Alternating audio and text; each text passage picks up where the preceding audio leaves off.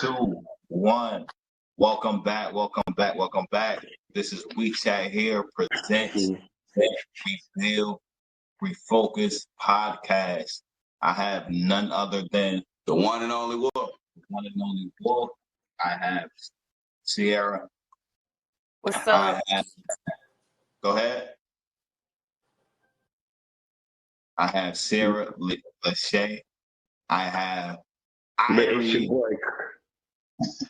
I have Irie, and then I have none other than Chris Okwazi. Hey, it's your boy, baby. We here, man. We got some deep topics to get into. It may be a little controversial. I'm glad we got some beautiful female perspective on the panel, so we can have a mixture. So first and foremost, we want to talk about what constitutes a single mother.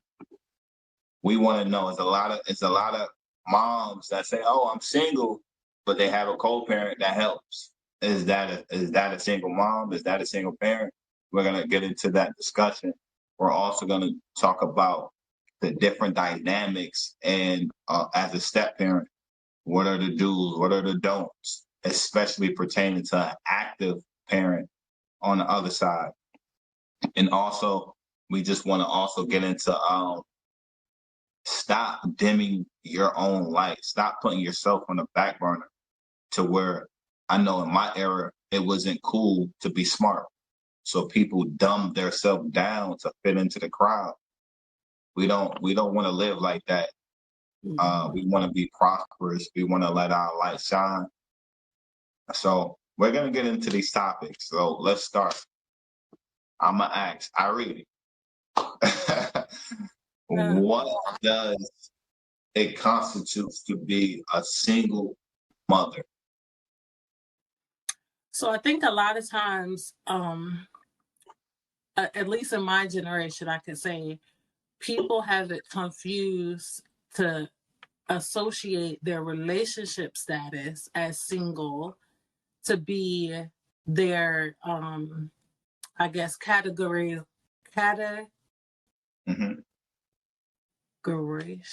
I don't, whatever. They categorize themselves as a single mom based on their relationship status. However, I personally feel like it should be based off whether the father or vice versa, the mother is active in that child's life. So you can be a single person and still not be a single mom or a single father if the co-parent is actually active in that child's life. Okay. I think that's well stated, and I think that it should be the definition across the board. Yes. However, we don't have that across the board in unison. That's not the go-to. And like you said, it's confused with relationship status. If I'm a single woman, I'm a single parent. But you're getting super duper aid from your spouse. You're getting super duper aid from the father. It's just y'all not together. Like you're doing it all by yourself. Right. Understand? So, Sarah, what's your spin on? I'm gonna agree, just for the simple fact that people, I don't think being single in a relationship has anything to do with the mother itself. When I hear single mother, I hear she's a singular parent, if that makes sense. It's a one parent only. It's not a father, it's not a co-parent. And people think because single comes from where it generates from relationship status, it's not about relationship status. It's just about being alone. Like, I can't get it out, but it's like being a singular parent, no other parent, not a co-parent, not the real parent, none of that. Like, not the boyfriend being the parent, no, like it's a singular parent. She's doing singular parent duties, not mother. We ain't got to put a title on it because it can be single fathers out here too, but there is a singular parent doing all the duties, if that makes sense. With that being said, let me ask you this. With that being said, let me ask this. Could, in that scenario, you be in a relationship and still be a single parent?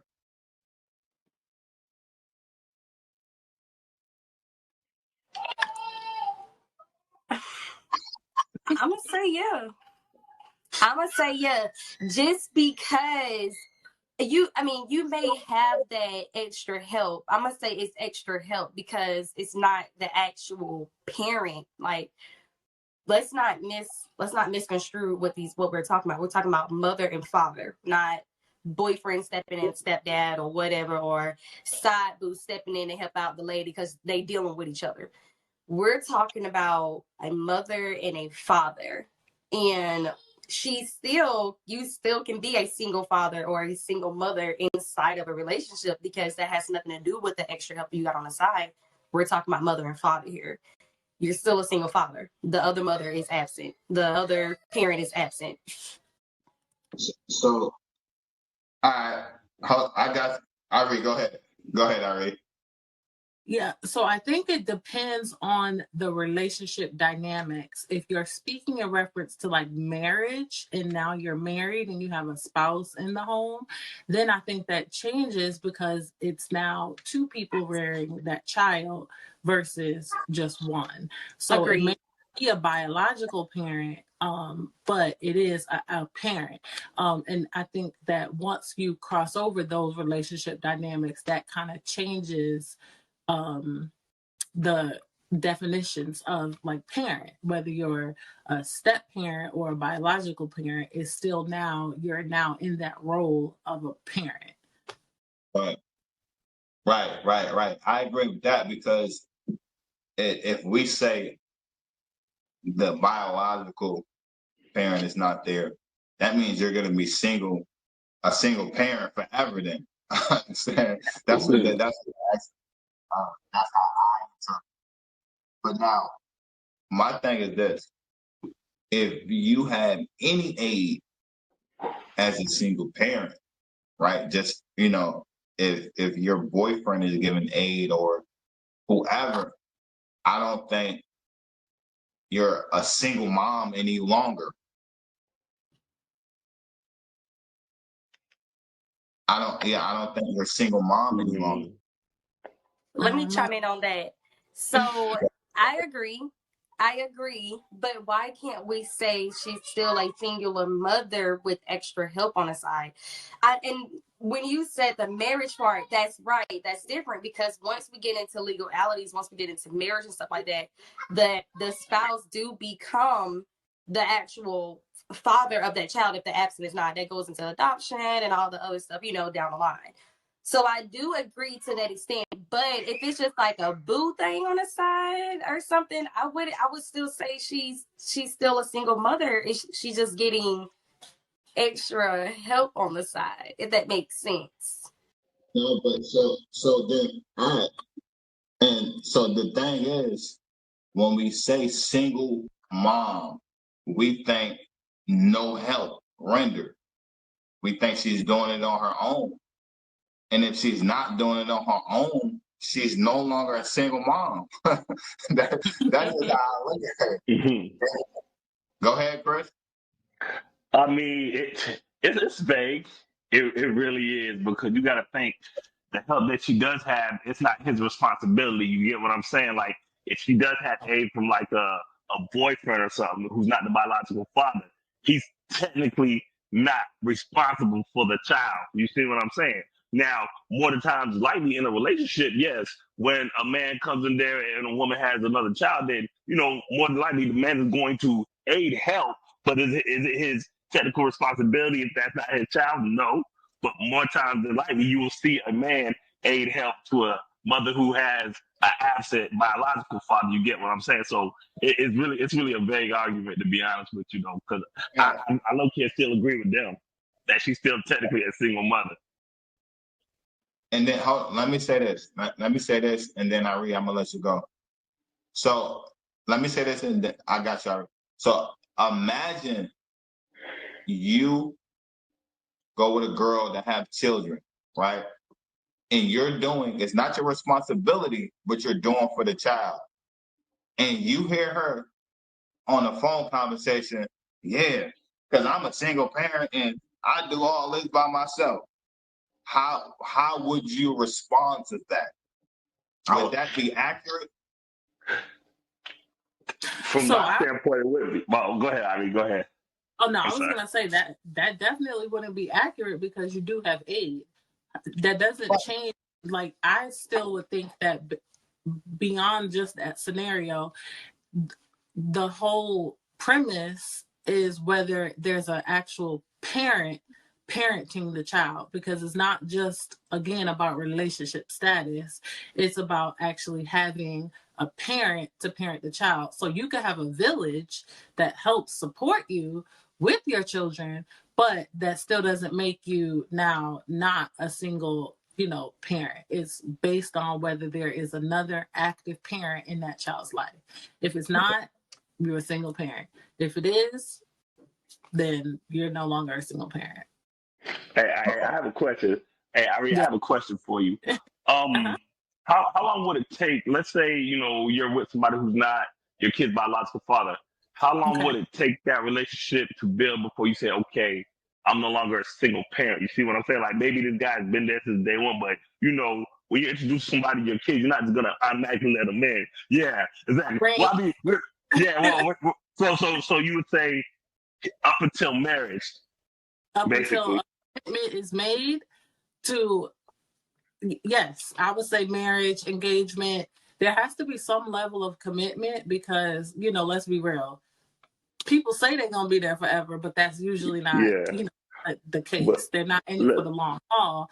So even if you are in a, extended relationship where that person is with you and they're helping you out with your child, if they're not committed to the cause, i.e. putting a ring on it, then that they still have a way out. They still have no response. They don't have they have a moral obligation because they're in relationship with you, but they don't have an actual financial or legal obligation to parent that child. So I would still put that person in the category of a single parent because the other hey, person can come and go so as they please.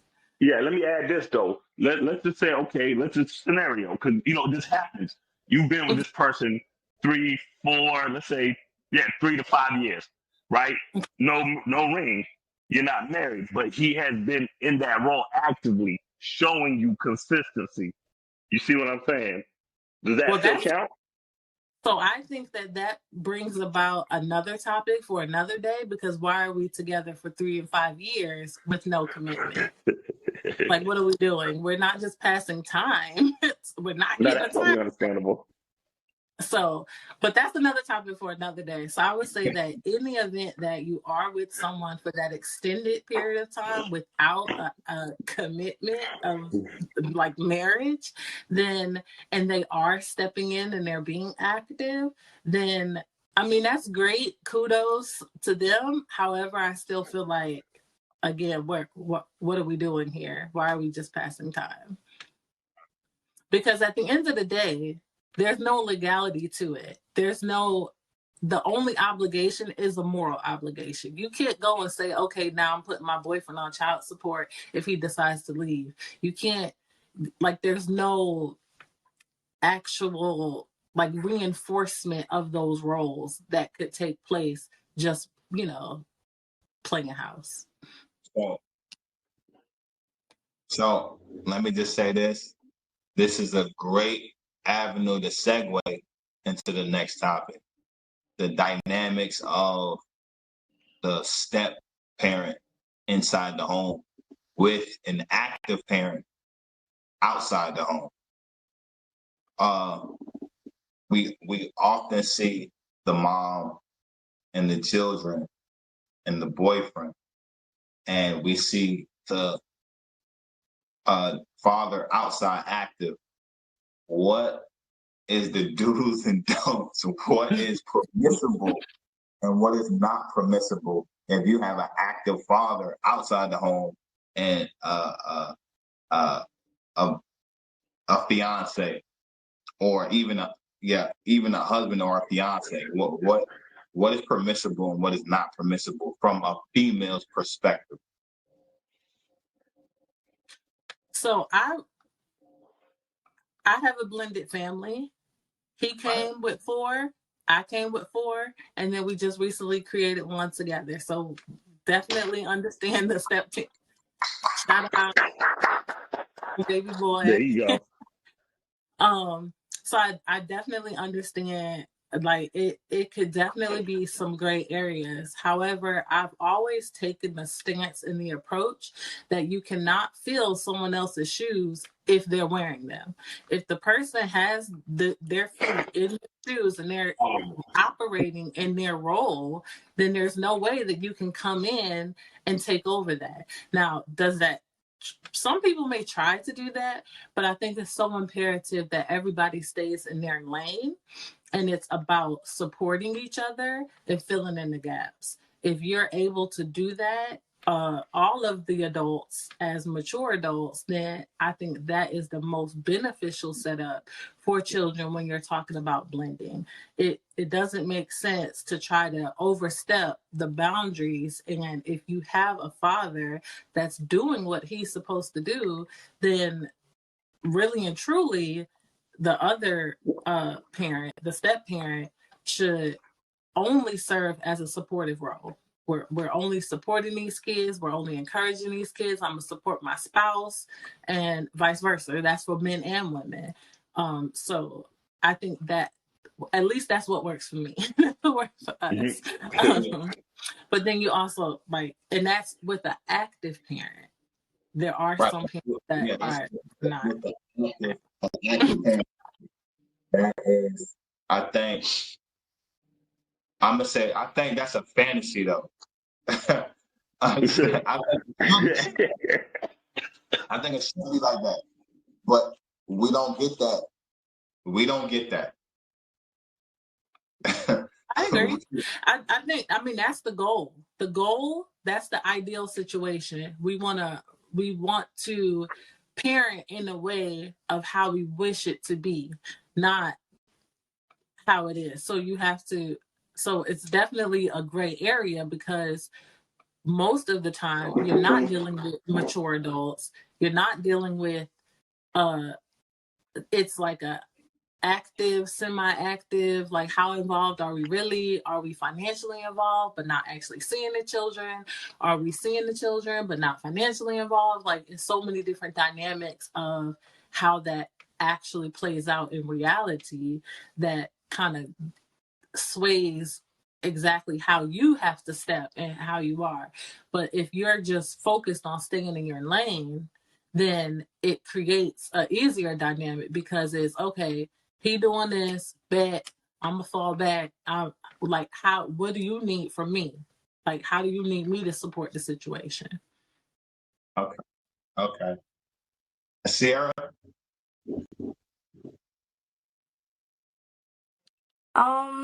My opinions are, if you guys are in household, and my thing is in household, if we're in household together and we are together, we're committed to each other, that we're married, whatever the case may be, we're fully committed, we're locked in.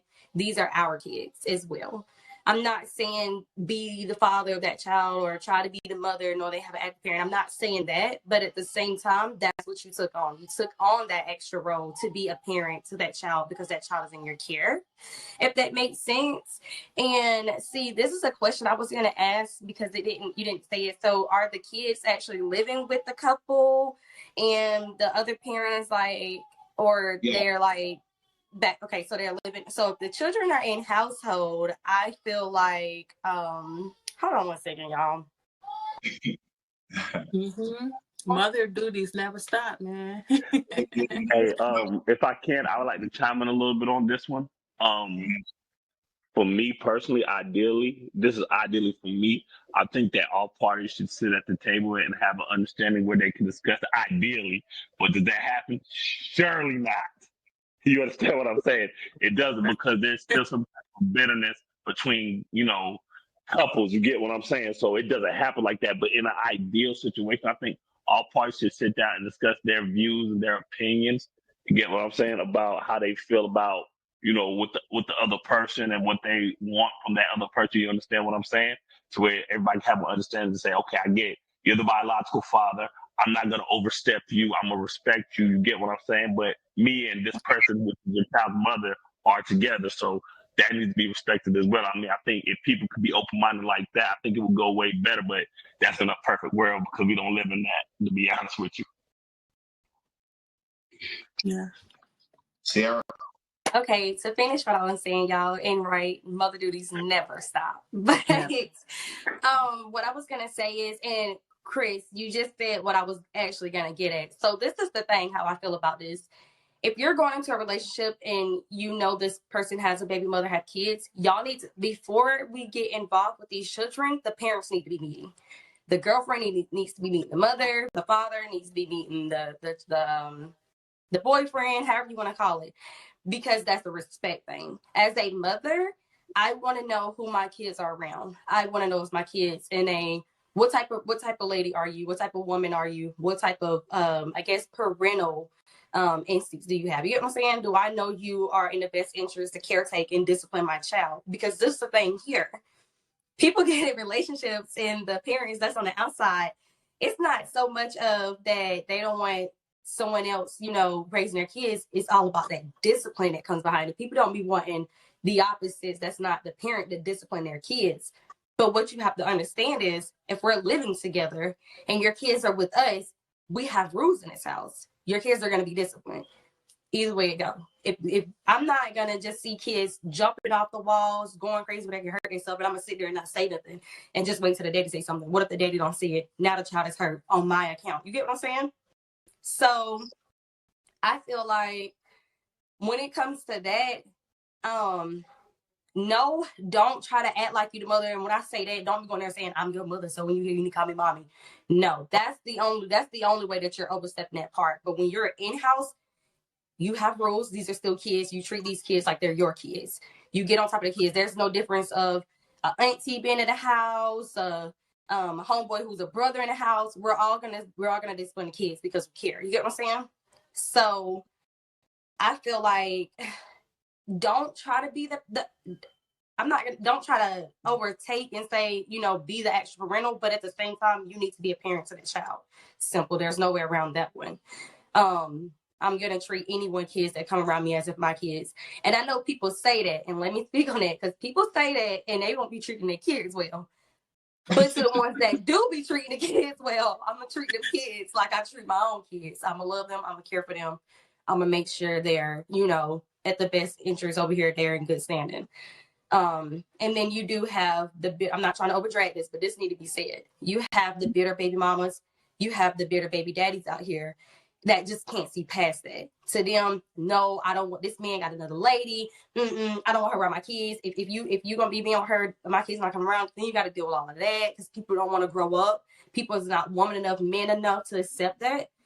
But when that's just what you signed up for when you signed up to have kids with someone else. No one is promised to be with somebody forever.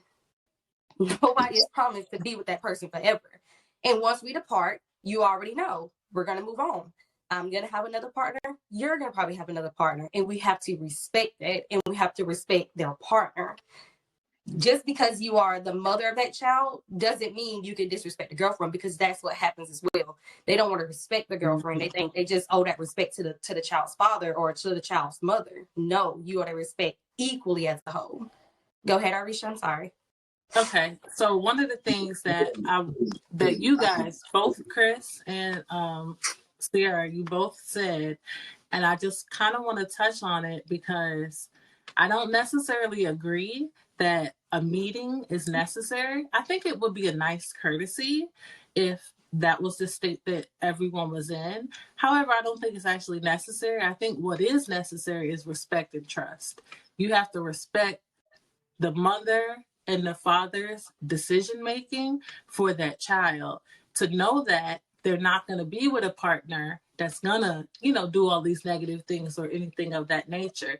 And if you don't, then that's when it's absolutely necessary to come to the table. At least the parents come to the table and say, hey, this is how I want my child to be raised. Like, you guys have to come together and decide how it is that you want your child to be raised. And then any other person that you incorporate into their life just needs to be on board with that. And that's it. I know one thing that works really well for us. We have a boundary system, and it's like with him and I, it's okay, here's the line. So as long as y'all ain't crossing over this line, all is well. And I won't cross that line, and all is well. Agreed. And you said the same thing also that Chris said, and I agree with that. I feel like it is on agreement basis, though. Like, don't go overboard and just start. That is true. It's about agreement basis.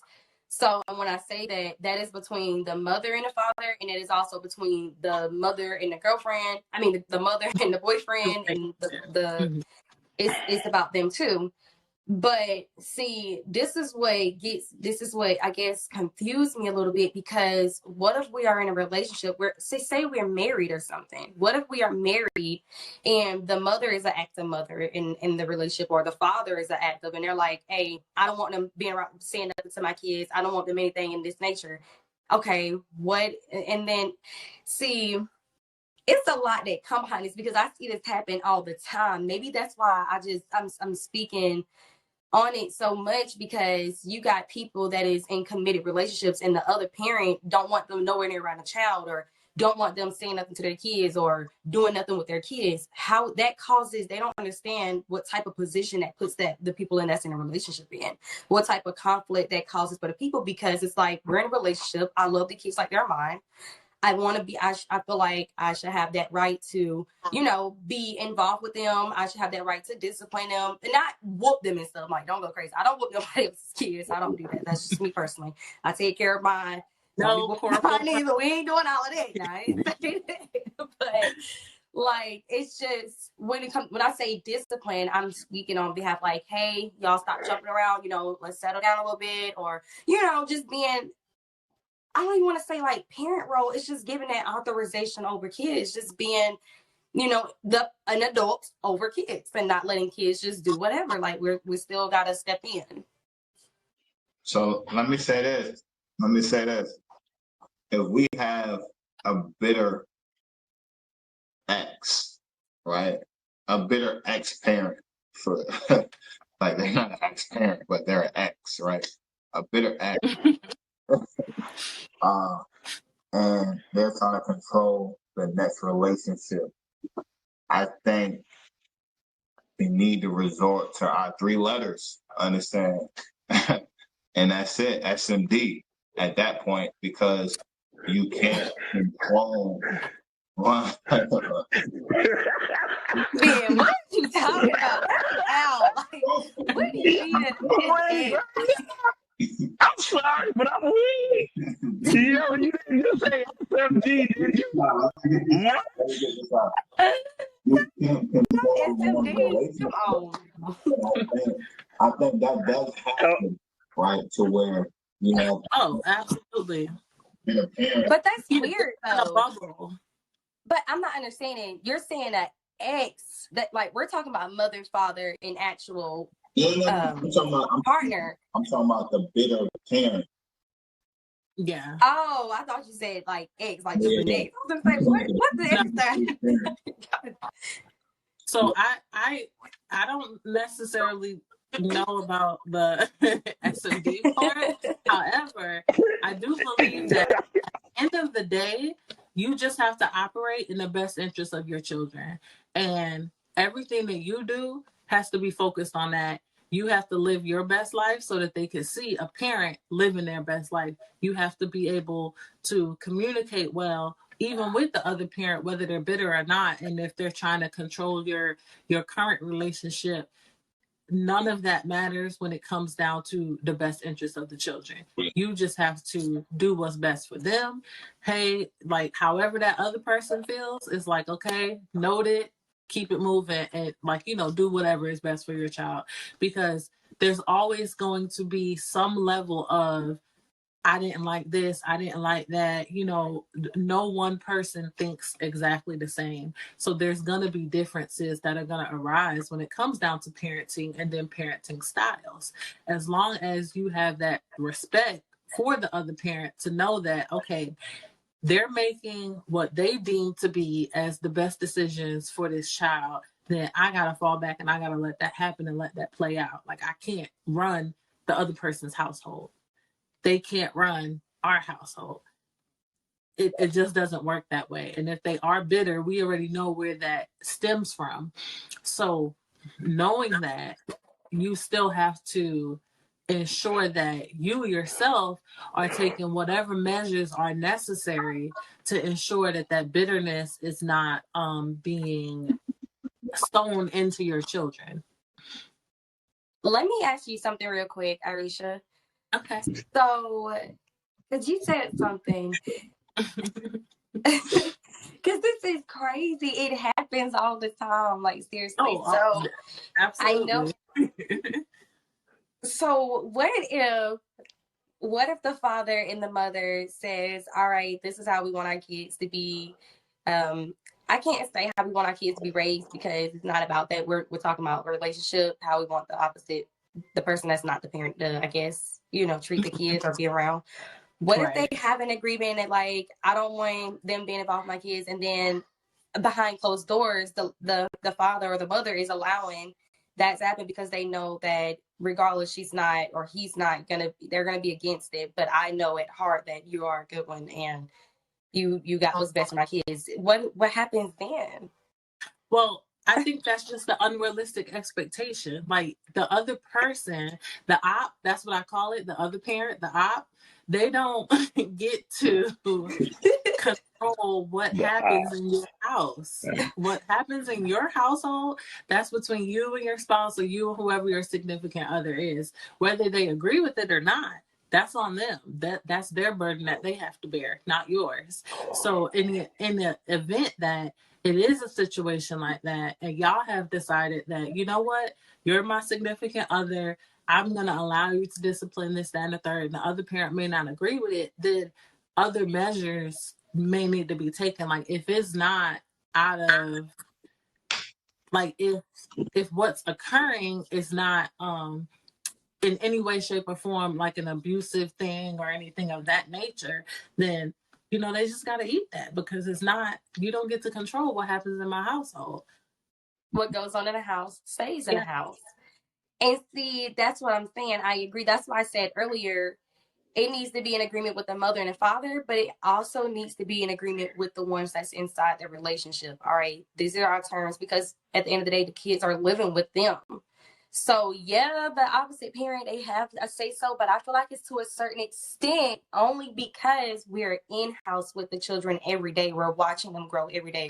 We're going to sleep. We're waking up to these kids every day. So I feel like that agreement is more the most important agreement versus the actual mother and father. That's just why I was asking, your opinion on that.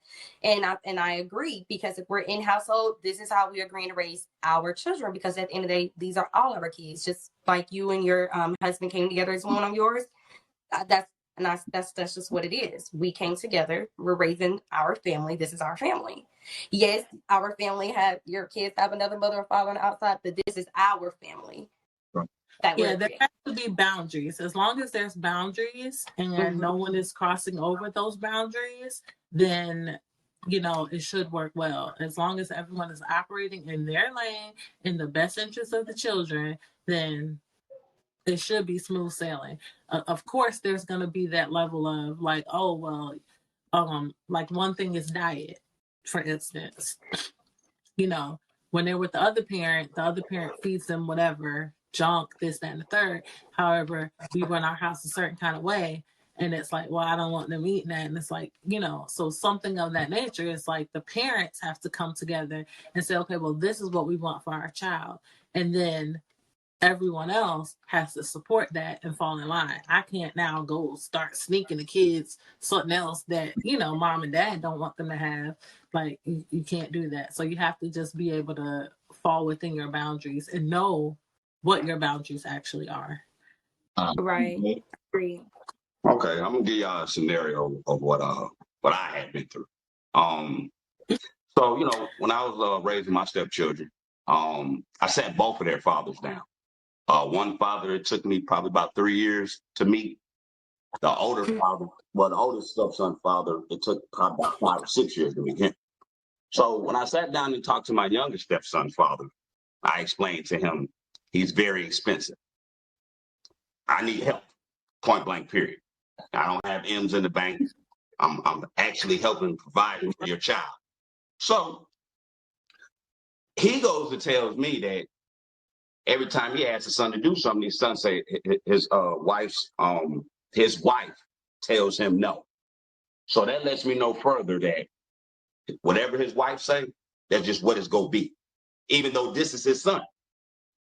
So I told myself, I said, okay, well, every time your wife say no, it'd be a time where your son actually really needs what he needs. So I went on to tell him, don't even worry about it. Whatever he needs is going to get done. I'm gonna take care of everything. That's exactly what I did, all the way up until he got to college. The youngest stepson's father. Okay. Before you go into that one, I just want to make sure I have it understood correctly. So you're in the step parent role. The child is with you. Yep. The child is with you. Okay. And then the mother, which is the mother of the stepchild. Mm-hmm. Okay. And then the mother now has another husband, or No. Mm-hmm. So the mom, she has the child. Okay. She has both of the child. I'm the stepfather. I'm explaining to their fathers. He sat their fathers down. I set them down to have an understanding with them. Right. Because you have a lot of men out here, oh, well, you better not put your hands on my child or this happened. Me personally. Okay, so the bio father, you sat down with the bio father. Yeah. And the mom, who's the mom attached to you? Yes. Okay, so you're with the mom. Yeah. And bio dad, okay, I got it now. Okay, thank you. I just needed to get the full scope of it so that I can understand correctly. So you sat down with the dad, with the bio dad, yeah, to explain that understand on the child. You know what I mean? Okay. Everybody needs to be on somewhat the same page when you're dealing with well, I'm the stepfather. So by me being on the outside looking in, I need to make sure what I'm dealing with for the fathers, the mother, and the children. Point blank, period. But what I was when you have one father that doesn't do anything, you have another father that can't do nothing. So it kind of triggers like, okay, well, y'all sit up here, y'all asking me, I'm taking care of y'all. But then when I need for y'all to do something for me, it's a problem. I don't operate like that. So like I explained to their fathers, y'all need to do what y'all need to do for y'all kids, man, because at the end of the day, it ain't promised that I'm going to be here forever. You understand what I'm saying? But one thing I don't seem to understand is that when you have a child that's in-house, they seem to worship the parent that's outside the house, which meaning is if I live with my mom, okay, I don't really care about my mom. I'm cherishing my father. But my father's nowhere around. I don't seem to understand that. And that's what's been going on a lot within this generation. So what? I said people always want what they can. Right, exactly. Absolutely. Yeah, so that's kind of another topic for another day, because there's some psychological dynamics that go into that, especially like with child psychology and different things of that nature. But just to kind of touch on the scenario that you brought up, so you as a step parent are with the bio mom and they have a son. You contacted the bio dad to say you need to step up because we need the assistance. However, bio mom was not in agreement with that. She's telling him, no, we don't. No. Right? No. Bio dad wife. Oh, so bio's dad wife is saying, okay. She's encouraging him to be a deadbeat. Right. Okay. Got you. So I personally feel like if you're dealing with a deadbeat, you let him be a deadbeat. You handle that the legal way, because there is no appealing to their moral compass because they obviously don't have one. So it's just a waste of energy on your end to try and do that. If you are stepping in the role of parent, that's it. I don't need no other parent to help me parent my child. If I need financial assistance, then we gonna figure that out. Me and whoever that spouse is, we're gonna figure that out. You handle the other person. You go the legal route with them, because I mean there ain't no way. There ain't no way. So now, all right. So we discussed the kids being in home with the bio parent and the step. What about the kids being with the bio parent outside the home? I think that's a different dynamic when it comes to disciplinary action, when it comes to a lot of things, because they almost have, let's say you got bitter bio, right? And I like how you I like how you sum that up. So let's say we got bitter bio, right? And she doesn't like step. She could almost say, I'm not letting bio dad get the children because of your relationship. She could try, by all means. She can definitely try to go that route. However, that's when, as a parent, you have to step in and go the legal route. Like there is no, I'm not gonna not be active in my child's life because you have a personal issue. No, it's not gonna happen. So either you're gonna willingly allow me to be an active parent, or you're going to forcefully allow me to be an active parent. But I'm not going to abandon my children. Like, it's just not going to happen. I can't stand those. That's like so weird. Like, seriously. We'll have to talk offline, girl. Yeah. We'll talk offline. Yeah, let me just say I've been a part of that before, but it worked itself out eventually though.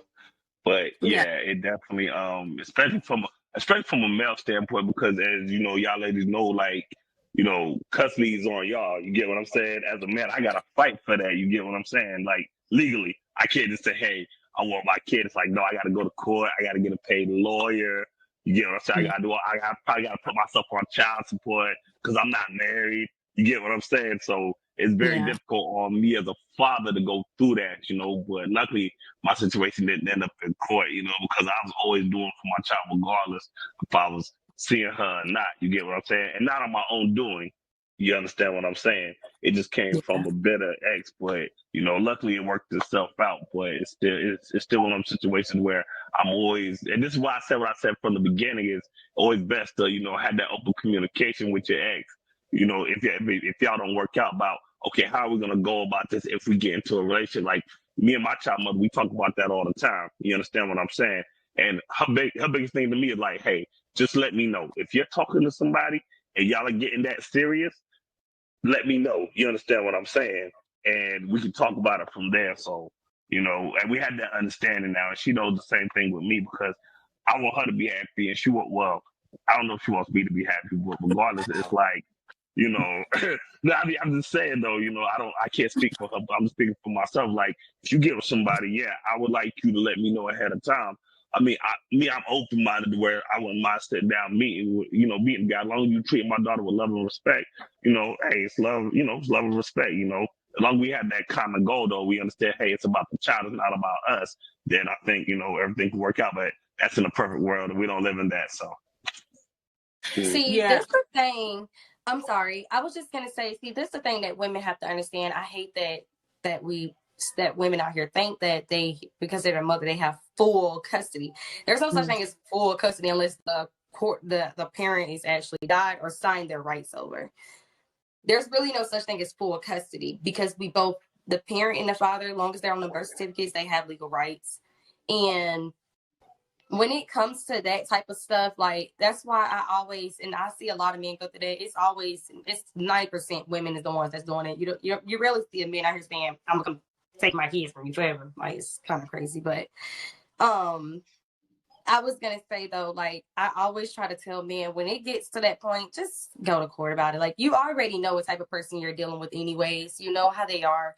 So let's just go ahead when we separate and take in legal matters, because it's bitter baby mamas. You don't really get bitter baby daddies. They may talk crap and they just get out for kids' life. Like, they just don't want to deal with it. But you don't see them saying, "Hey, I'm come take my kids because you with another man." No.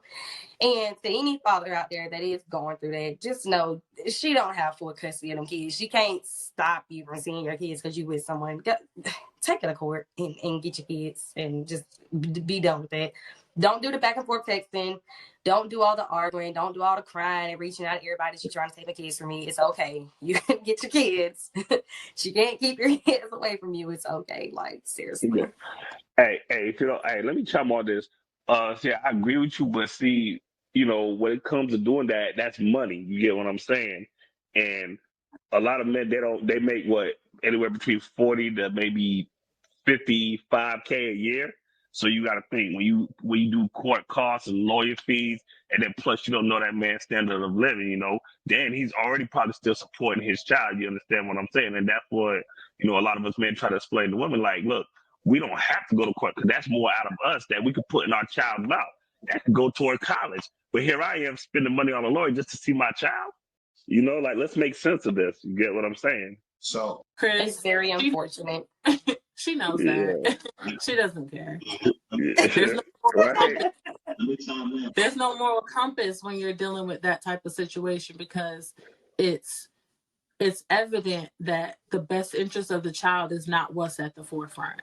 When you're dealing with those type of other parents, that's obviously not the motive. It's driven by feelings that are fleeting. And at the end of the day, the reality is that children are only children up until the age of 18. You're going to have more time with your children as adults than you will with them as children. So when they get older and they start, you know, growing and learning and understanding these different dynamics, they might not know about all the intricacies of, oh, we had to go to court and we had to do this and we had to do that. But they're going to know which parent is looking out for their best interests. So hold on, because I got a rebuttal to that. I gotta ask. But I wanted to say first. So as a male, right, as a father, I think the dad wants the easiest role to see their children, especially if you're an active father. They want the easiest role. So if I know I have a bitter baby mother, the easiest role for me to see my children, I'm going to take.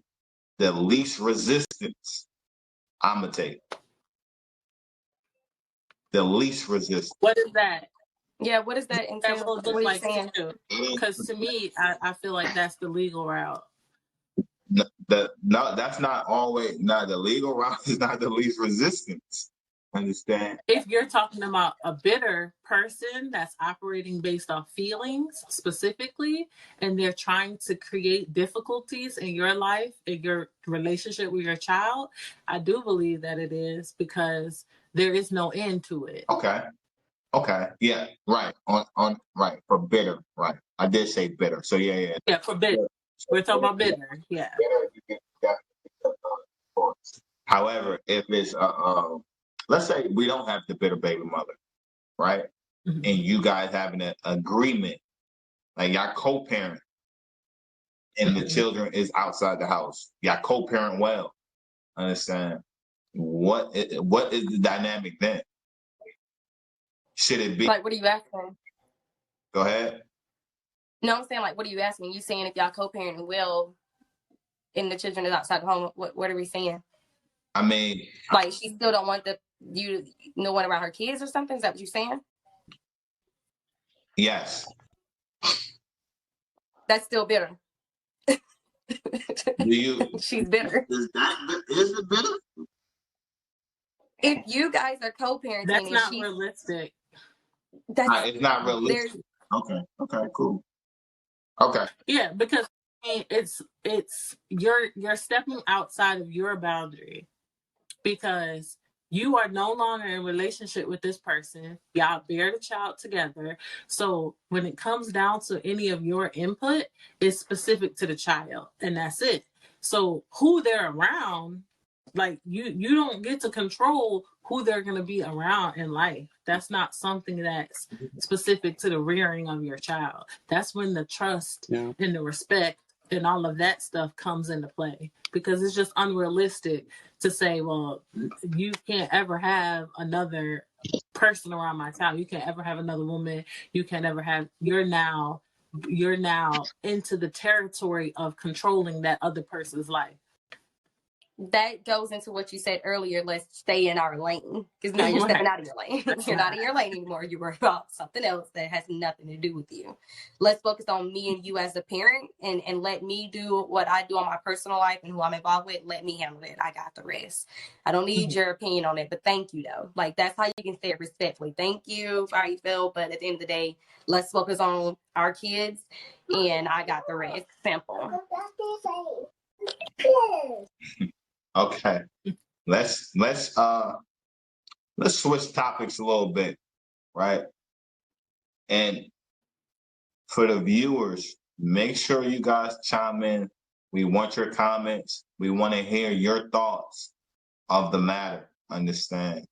And if you guys are in a situation to where you may have a bitter bio, we want to hear it. Understand? So we could, because we live a real life. We go through ups and downs. We live through real situations as well. So we may be able to help. Understand? Not maybe, we will be able to help. So I'm an expert in a lot of this. In our culture, and I'm speaking for our culture, it is prevalent that we play the fool, that we dim our light, that we walk in disguise to fit in the crowd. Why? So don't nobody want to be a leader. Most people want to just fit in. A lot of people. I'm gonna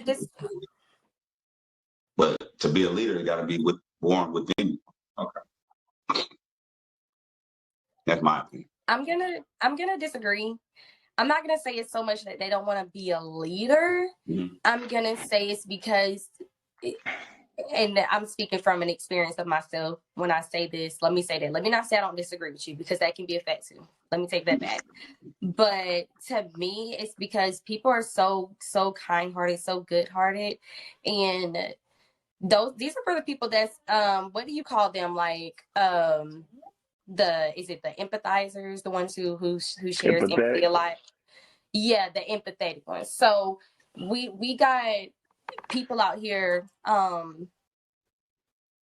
that it makes them feel bad for doing good for their self just off the strength of the others around them, because they know that they're not having it, and for whatever reason, like just an example, say someone is in a poor state right now and they can't get up. They don't want it to seem as if like they're bloating and bragging all the time, or that they're better than them, because that's what happens. Us as humans, that's how people perceive it. Like, oh, you think you better than me? Oh, you think you up one? Oh, you think I can't? You get what I'm saying? That's just one scenario. I'm not saying that's for everyone, but that's just how some people take it. And some people are like natural born givers, where it's just in them and it's just natural that they would never stop being a good person and never stop pushing the other people forward before their self, and they just can't help it. And to answer the why is because some people just can't help but to want to see other people win, but to want to keep pushing other people forward to succeed in life, and will drain their self out. And literally, I'm like kind of one of them. They're the people pleasers. Like, they want to please everybody. They want everybody to feel good and happy at all times. And that's just how some people are. And let me say this, it's not a bad thing either necessarily. I mean, it is to a certain extent if you're like literally just without, and you just put everybody up and you just down here looking crazy. Now that's just crazy. But I'm just going to say never stop being a good person just because other people rain on your parade. And if giving is in you, if you are a natural giver and that's just what makes you happy, then do it by any means. That's just my opinion. All right. So I think I've heard what you said, and I think it's a difference between being modest, right? Because I think that's what you describe, modest, and being dimming your own light, like literally dumbing yourself down to fit in.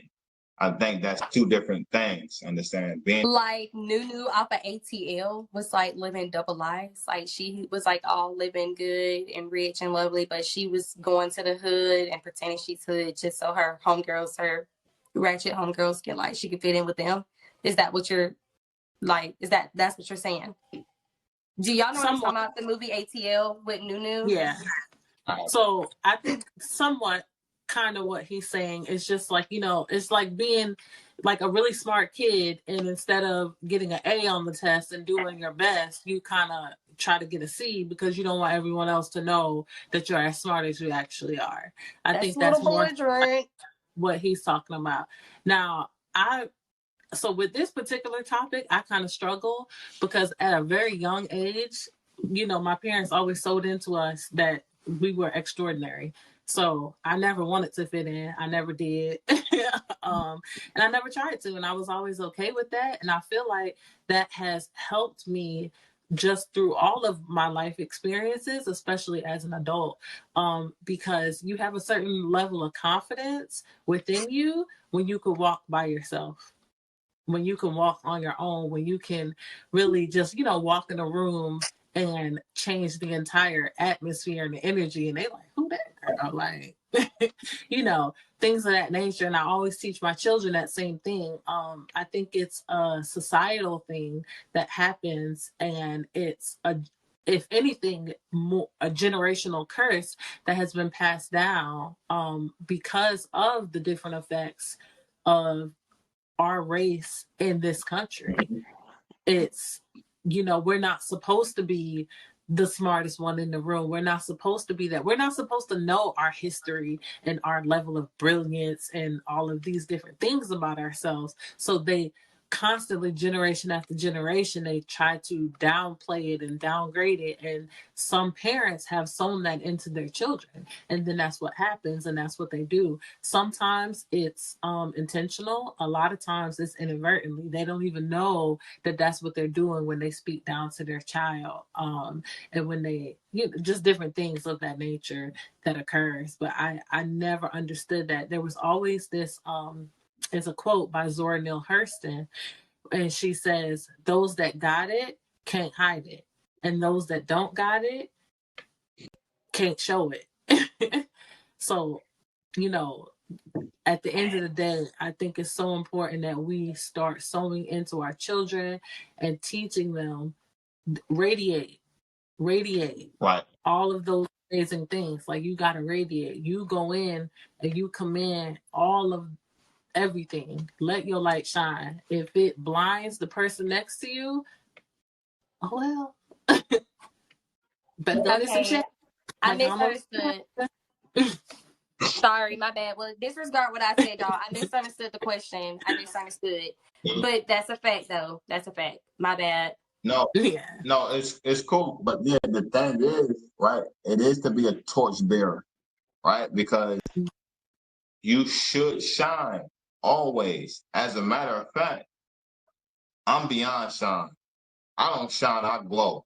Understand? So I believe people should grow, and you should be able to see it, because you don't know how you inspire people when they see you shine. They may not have seen it before. So when they see you, they can have the motivation. And if you are in disguise, you may miss out on an opportunity to liberate somebody. You may miss out on an opportunity of a conversation of a lifetime because you dumbed yourself down. You didn't articulate properly at this time, and you was slammed out. And you got overlooked at this point. So it's always is imperative to put yourself on the pedestal, right? And then shine off it. Because you never know what your light is going to do for somebody else's life. But first, in order to get there, you got to know your worth within. And then once you find your worth, once you know your worth, you act on it. Like, some people don't know their worth, so maybe that's why. And that goes to what Irisha was saying a minute ago with the generational curses. Maybe because they was never poured into that way. Maybe because they was never taught that way. Or they don't know anything about self-worth, inner and self-love. I think self-love plays a major role in that as well. Maybe they don't have that self-love within to feel like they are that they are the queen status, they are the king, they are the top dog. And little do they know that they probably the brightest one in the room the whole time, that they don't realize it. But also, let me not contradict, but let me say this too, because some people say the loudest ones, y'all know where I'm going with this, like the loudest ones be really not, and then the quietest ones be like so I don't know, it kind of like, because you got some really shy and quiet people out here, and the ones that be doing all that talking and just be, they don't really be having it. I don't think that pertains to shining and glowing, like being loud. Right. Yeah, I don't think that's synonymous. You don't. No, I'm saying like somebody can be loud and acting like, and the whole time they just loud and wrong. wrong. Like they're like, But you ain't yeah. even. That has nothing. Yeah, I think that's just a little bit different. Yeah. When it comes down to, I think it's more of like it's a self thing. It's a self-confidence. It's a self, edification. Loving yourself. Right. It's right. It's all Maybe about. it's hard for me to answer this because I just feel like I'm just that. Like, I just don't know how to feel. Maybe that's why it's hard for me to answer this question. Like, I don't know. I can't answer that. Maybe that's why I'm going off a different. No, yeah. I'm going to different scenarios because I just can't relate. Maybe that's why. So y'all, my bad. I just can't. I have confidence. So I don't know. Yeah, I never understood. It's definitely interesting topic. I feel like a lot of it, when it comes down to self-confidence, it starts from birth, from childhood, from the way you're right, with the way that you speak to your children, the expectations that you put on your children, all of these different things, they all tie in to their self-confidence and how they are going to perceive themselves in the world and how they're going to move and operate. And then you also have to tie in just in general personality, the personality traits, because sometimes with children, regardless to how much you sow into them and what you teach them, they get out into the world and then they start learning different things, and then they have a mindset shift. Different stuff of that nature plays a role in it as well. But I think that internal conversation that's occurring is what feeds into whether you're going to go out there and you're going to shine, or if you're going to totally opposite. It just came to me. No, well, not opposite, but just throw all that other stuff away real quick. But a huge part of it is whether you care about the opinions of others or not. Okay. If you care more about the opinions of others, then you may do that. You may dim your light. You may try to dumb it down. You may try to be on another person's level. But if you don't, and you know that the most important opinion of yourself is yourself, then you're going to walk and operate in a whole different type of light. Chris, you want to chime in? Yeah, man, I just think that's the peer pressure of the world on you as a kid, especially like in high school. You get what I'm saying? Being like labeled a dweeb versus a popular kid, it's pressure there. You get what I'm saying? No, I mean, but y'all get where I'm coming from, because nobody wants to be the dweeb in school. You get what I'm saying? You get what I'm saying? Because you look down upon for being the smart kid. Whereas, why would you want to dumb yourself down when you have a gift of knowledge? You understand what I'm saying, and how you can apply that. Yeah. Don't dumb yourself down for everybody else. I've been in that situation a lot of times. You get what I'm saying? Well, I knew I was smart, but it was like I was shamed for being the smart kid in class. You get what I'm saying? So I just quit trying because I didn't want to be labeled Urkel. You understand what I'm saying? So, yeah, definitely. It was a lot of names, but and I can even take that to my job. There's times I went to jobs where I'm like, yeah, I know this stuff, but I've had to dumb myself down just to. It wasn't I wasn't letting my light shine, but it was just more of a respect factor. You understand? Like, yeah, I may know this stuff, but I'm gonna allow y'all to show me things. Just as a sign of respect, to humble myself. Okay. You understand what I'm saying? But when it's my time to shine and when it's my time to do my thing, I'm going to kill it. You understand what I'm saying? To show y'all, look, this is what y'all hired me for. I'm going to exceed your expectations when the time is right. But coming in here, I'm going to humble myself. I'm going to learn. I'm going to listen. You understand what I'm saying? I'm going to be a team player. When my number is called, watch me work. Yeah, I think when in that situation, like I said, you was being modest when you was dumbing yourself down because you didn't want to outshine the master, so to speak.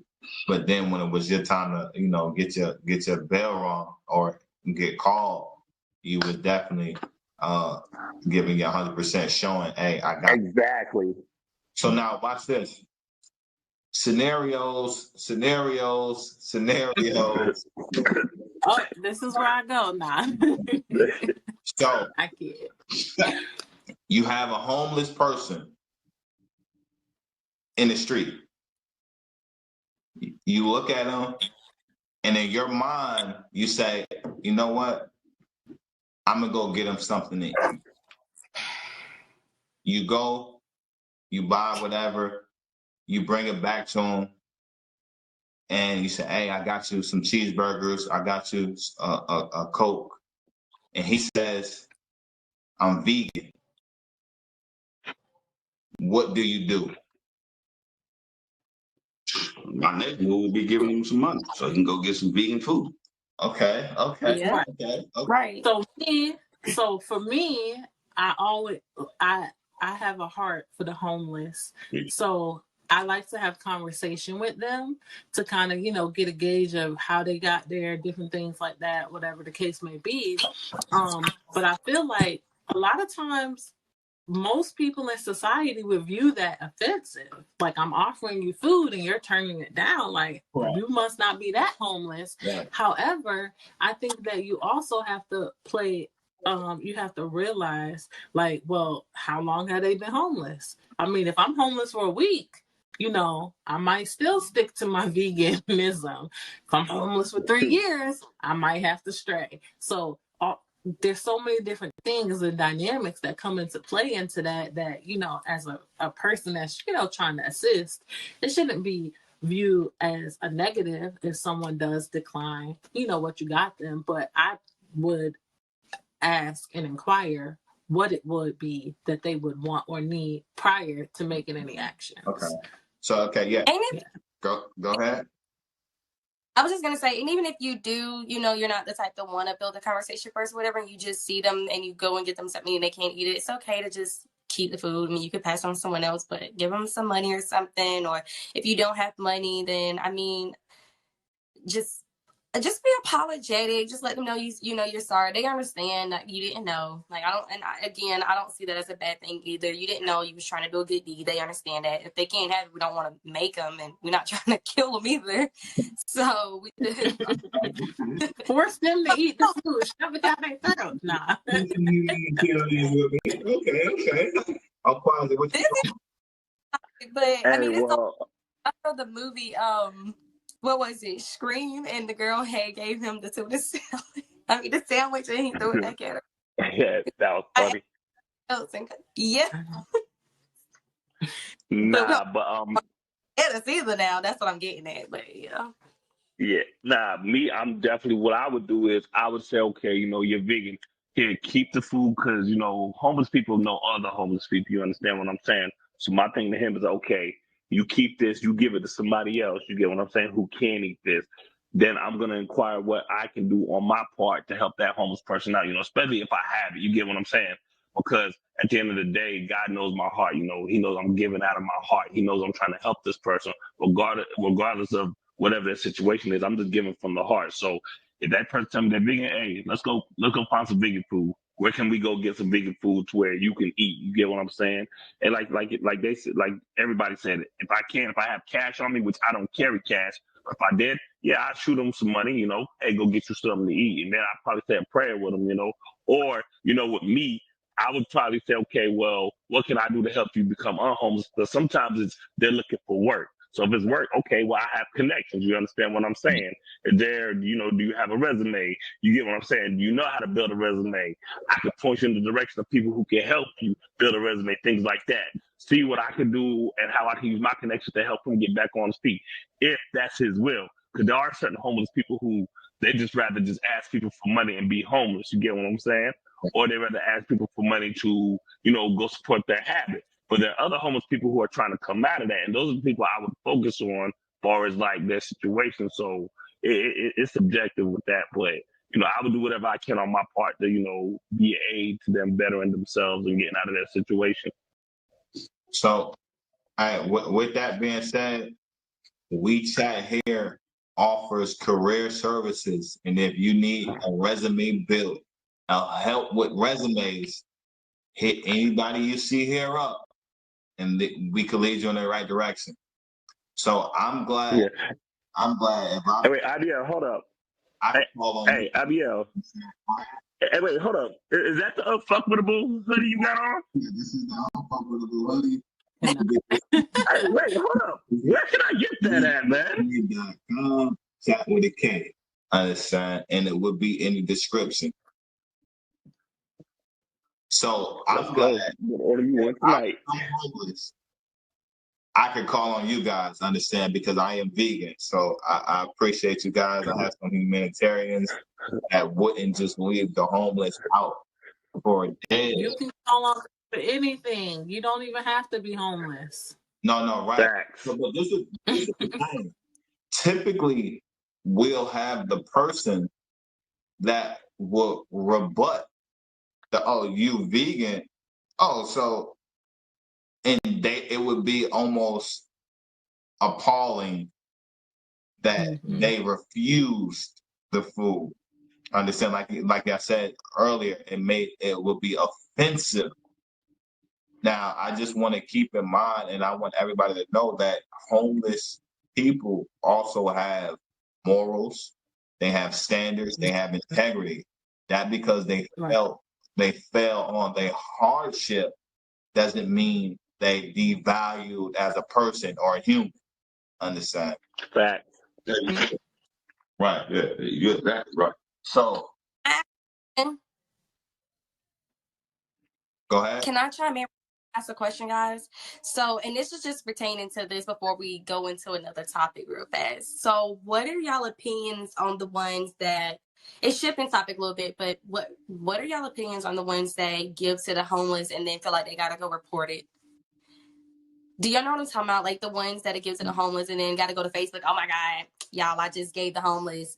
I seen this homeless man and I gave him like $5. Like, yeah, I don't respect it.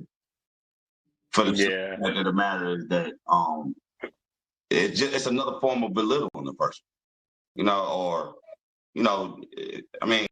I just don't respect it. It's as simple as that. I don't respect it at all. Because at the end of the day, I know what you did for that person. If I gotta go live on Facebook to tell the whole world that I just gave this lady $57 when I really wanted to give her $10. What is it? Yeah, I think it's all ego driven. That's just ego driven. It's not really about the homeless person or the act. It's specific to inflating your ego in some way, shape, or form. Wow. I feel like a lot of stuff that's shared on social media is definitely specific to the ego. It's, we give birthday shout outs to people that ain't even on Facebook. Like, yeah, you're right. Who is it for? Who is it for? Real quick. Now I'm playing devil's advocate, right? I'm gonna just play devil's advocate. I do agree with you. I'm gonna play devil's advocate. So what if we're trying to bring awareness for more people to help? And Then just do that. no, I'm doing it by going live though. You do it by going live and saying, hey, we're doing a fundraiser for the homeless. Everybody come down and bring your donations to this location. Right. It doesn't have to show your act of kindness. You don't have to show the homeless person. You don't have to do all of those different kind of things. There's a lot of different ways for you to be able to rally the support that you need behind a cause without doing it in a, egotistical kind of way. Like, your motive should drive the method of how you do it. So a wise man said, anonymous to anonymous is the purest form of giving. Understand? That was JV, by the way, but go ahead. I get it. So we're gonna wrap this up with one more scenario, and this is a debate for the ages. You have you have children. Mom has the plate in her hand. Who is fed first? Husband. The children need to be fed first. The kids. We may have. All right, hold on. What feds children? Chris, what you say? No, No, I know. I want to hear what you say. Husband get the plate first, man. I read. So how I personally do it is I make all of the plates at the same time, and then we all come to the table and sit down and eat. Nah, Harry, you cheating. Who gets the plate first, Harry? That's how I do it in my house. Okay. I mean, like, seriously. But so when it comes down, like, which plate do I put food on first before I set them all down? So honestly, it varies. Sierra. I say the kids they only get in small portions. Like, just put some. We ain't making them like. It's just, but I just look at it like the kids, and I guess that's just how we was brought up, at birthday parties, anything. At the birthday party, don't go and make your husband plate. Nah, all the kids don't eat first. You grown folks make y'all plates later. Like, let's get these kids out the way. That's just how I see it. That's just how I was brought up. So we're gonna kids and. All right, cool. So we got children. We got simultaneous. That's a hell of a person. I understand. It's like everybody at the same time. She might be on to something now. Hold on. She's on to something now. She knows something. I'm gonna post some Facebook pictures and y'all gonna be like, oh wow, like she really be on the assembly line. So you got a buffet style type thing going on. Right. I'll probably say husband. I say first. Understand? I say head of household gets fed first. So that could be the man or the woman, or that has to just strictly be the man. No, I said husband or children. No, okay. If there's a wife and a husband, wouldn't the husband be the head of the household? Come again? Okay, no. Nothing. I was just commenting on the point the question. I heard what you said. That's facts. Yeah, the husband would get fed first. The husband would be the head of the household. She said what? Right. The husband is the head of the household. I don't think that if there's a husband and a wife, that the wife will be considered the head of the household. Right. She shouldn't. The head of the household is the husband. Understand? So for me, the husband gets fed first. Period. And then you feed these little ones. That's hilarious, y'all. What if it's like a little bowl and that's all they had? Man, come on, Phil. Now you cheating, man. No. Wait. Oh, wait, hold on. So let me say this. In an ideal scenario, right? There's enough food to go around. there's enough. You understand what I'm saying? Yes, the husband goes first. But now, if it's food scarcity, no, let the kids eat first. You get what I'm saying? In that scenario you're talking about, if it's a food scarcity, yeah, let my kids eat, man. I'll be all right. I'll go eat a Snickers bar so I can feel like myself. No, yeah. If there's a scarcity of food, of course, feed the children, because the men and women could be able to handle that type of ordeal. However, we're just talking about normal dining circumstances. Who is the first plate going to? Understand? Under the roof of the head of the household, if the children eat first, I think that's almost, you don't even revere him as the head of the household at that point. I wouldn't say that. Like, that's a little dramatic. I feel like that's a little dramatic. Just so dramatic.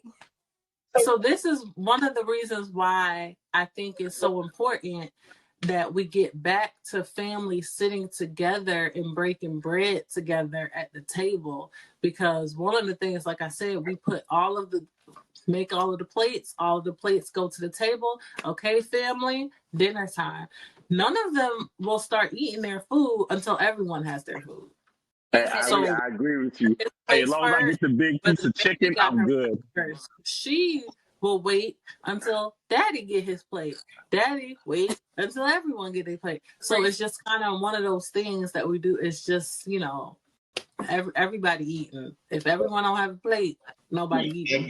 Y'all all eat together. But what plate is the big spoon scooping to first? Sometimes I make his plate first. Sometimes I make the kids' plate first. Give me a ratio. A ratio? Weird. No, of all of the meals, we eat a lot of meals. No, I'm just joking. Hey, wait, hold on. Hey, Ari, let me ask you this question. Does he get the big piece of chicken though? Always.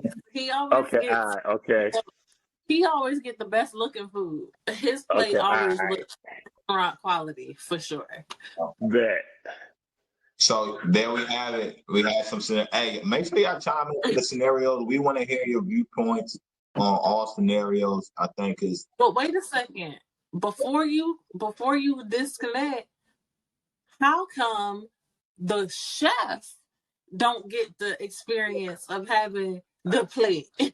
Why the chef always got to eat on the fly? Because the chef is on duty at that point. Understand?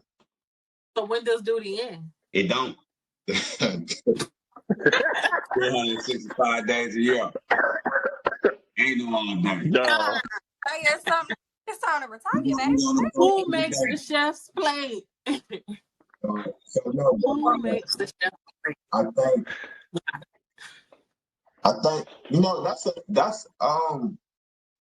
that's another topic for another day. I understand. We gotta dive into that one. When does the chef eat?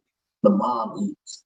So, but no, we want you guys to chime in always. When you hear the scenarios, if you can relate to them, or if you just got something you want to chime in, go ahead and chime in.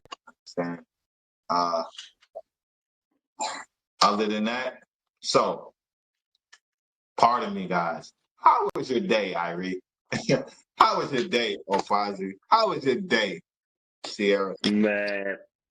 Hey, let me say this. I'm still recovering from a little illness, but man, listen, man, I'm here. I'm blessed by the Most High. I got baby girl with me, man. Listen, life is great, baby. Hey, well, we wish Okwazi a speedy recovery. Happy birthday to Chi. Understand, everybody. Hey, happy birthday. Understand, her birthday just passed. We just wanted to, from the family, say happy birthday. Zichi, daddy, love you. No complaints whatsoever. It's been a pretty blessed, beautiful day. It's rainy here, and we did some family activities. You guys, yeah, I know they're significantly missing me right now. I got missing to do the podcast. So they had 100 questions beforehand. But it was a pleasure to be able to join in with you guys and to impart some of my motherly wisdom into the conversation. Like I said, we have a total of 9. My oldest baby is in college doing her thing, living her life. She living the dream right now. So because she a chef, when she come back, I'm gonna make her plate. Shout out to Minnie Ari, Minnie Irie. Sierra, how was your day, man? Today was a little productive. It was a little long. I feel like it dragged out, but it was productive. I got stuff done. Definitely shout out to you for introducing me to options. And when I say option, I'm talking about trading, guys. If y'all don't know what I'm talking about, it hit today in less than 20 minutes, and it may be small to some, but it was major to me. We both did. We both hit today, and with No, it's lit into it real. So just another plug. We will be hosting basic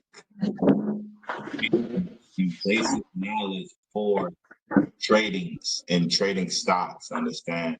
Like Sierra said, she was able to get into some option plays, and she got $250. Understand? $250 in less than 20 minutes. Now, some people might say, "Oh, $250, that ain't $250 in less than 20 minutes every day is pretty major." Understand? Let's not pretend like people just making money like that unless they really making money like that. So, right. So let's just slap up. Understand? We'll be hosting the class for those who want to learn. It won't be free, but it won't be expensive. All right. Well, how was your day? It'll be affordable. My day was a blessed day. And God woke me up. I went through the day, and I'm going to talk to him before I go back to sleep. Right. Amen. Amen. And we're going to get on the one more for ASAP, Rock. So we were traveling for most of the day. Understand? We had a 6-hour journey, but we're dedicated to the podcast. We're devoted. We're definitely devoted. We're definitely dedicated. And we know consistency, awareness, and dedication for 2023 is one of our staples, understand? And discipline. And discipline. And that's what we're going to stick with. So, 52, we're on our way. Irie, thank you. Okwazi, thank you. Sierra, live life, love life, be fearless in the pursuit of happiness. Keep God first. Keep God first always. In all things, give God thanks. Understand? Yes. In all things, give God thanks. All things. Do good. Right. Understand? The whole globe. The whole that is this. We work in the polarity-driven world to where you have positive and negative. It's all creation of God. Give thanks to both. Take the good. Yeah. It rains on the just and the unjust. Yes. Yeah. A wise man told me once before, it's not how you start your day, it's how you finish. So it's all about ebbs and flows. It's a series of ebbs and flows. Facts. Right. It's gonna be rainy on this physical realm. We got to be thankful for them bad days, y'all, because that's what put us where we are now. That's what made us the queens and kings that we are today. If we don't have bad days, if we don't have trial and errors, what type of world would we be living in? Be for real. We'll never have no grow. We'll never have no chance to learn. So let's always test you in life. Also, go to the store, go to the shop, and get your WeChat hair hat. Understand? Go to the store, go to the services, and book your free consultation, and we'll give you a rundown on what we offer and how it pertains to you, or if you need it or not. just always remember, we're not selling anything. But if you need the service, we're here. And with that, we are out of here. Peace and blessings. Peace and blessings. Then Blessings. we build focus. We out. Of